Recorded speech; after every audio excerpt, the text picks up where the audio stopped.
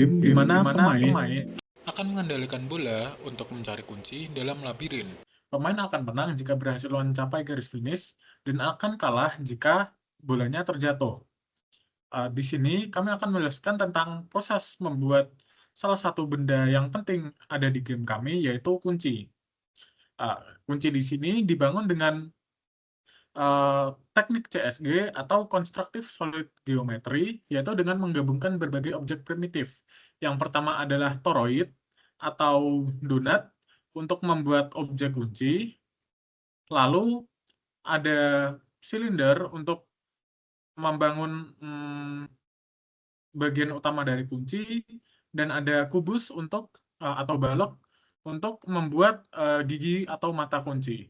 Nah, jika dilihat proyeksi ortografiknya, di sini jika kuncinya dilihat dari samping, lalu yang di tengah jika dilihat dari depan atau belakang, di sini terlihat pegangan, bagian utama dan giginya, dan yang paling kanan ini jika dilihat dari atas. Nah, tadi sudah dijelaskan pembentukan bentuk dasar kuncinya, tahap geometri atau posisi setiap bagian tersebut di dalam ruang virtual. Di tahap ini, sistem bekerja dengan menata hubungan antar bagian objek. Meskipun kunci ini terlihat sebagai satu kesatuan, sebenarnya setiap bagian diatur posisinya satu-satu agar saling menyambung dengan pas. Nah, nanti kira-kira bentuknya seperti ini. Nah, nanti kita juga menerapkan logika pergerakan supaya kuncinya nggak terlihat kaku. Kami menambahkan parameter animasi agar sehingga objek ini nanti bisa berputar dan bergerak naik turun secara halus.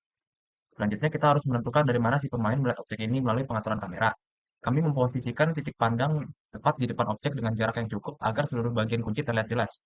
Yang paling penting, kami menggunakan jenis proyeksi perspektif. Ini adalah teknik yang sangat krusial agar dunia virtual kita terlihat nyata, di mana objek yang posisinya lebih jauh dari kamera akan nampak mengecil. Hal ini memberikan kesan kedalaman ruang 3D, bukan sekedar gambar data.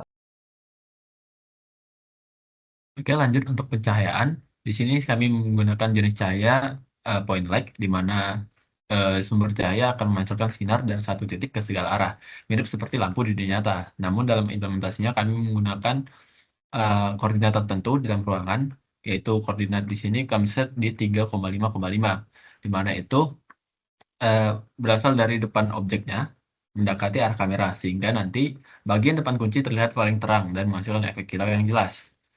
Nah, dampaknya bagian kunci yang mendekati dengan cahaya akan terlihat lebih terang, sedangkan bagian yang menjauh akan tampak lebih gelap ketika berrotasi, sehingga memberikan kesan yang ya dalam bentuk 3 dimensi lebih nyata lah. Kalau di gambar di sini kita bisa lihat dia berada di depan objek, namun berat 3,5, 3x dan